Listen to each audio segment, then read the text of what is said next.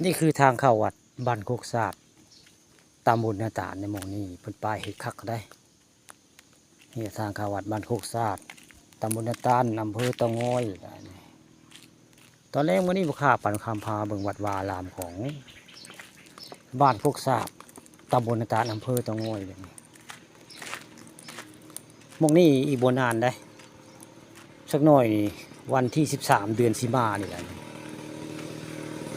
วัดยาคูเล่หรือว่ายาคูสุขีเพิ่นน่ะ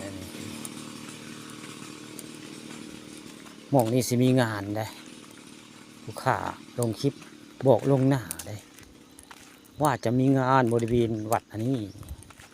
วันที่13ที่สิมาแหละเดือนสิมานี่ละสิมีการทำบุญกองฮดยาคูเล่ได้วัดยาคูเล่เป็นเจ้าวาดเทนหลวงพ่อไก่เว้ยหลวงพ่อไก่อาจจะโลประเสียชีวิตได้นี่คือพระจักรพรรดิ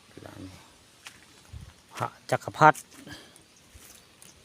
สักส่วนกันสร้างโดยลุงต้อมเสียต้อมปนใดเสียต้อมได้สักส่วนสร้างพระจักรพรรดินี่ผู้ข้าบริเทงเขาดอกแต่มามีส่วนร่วมอยู่เอาเงินเอาคำมา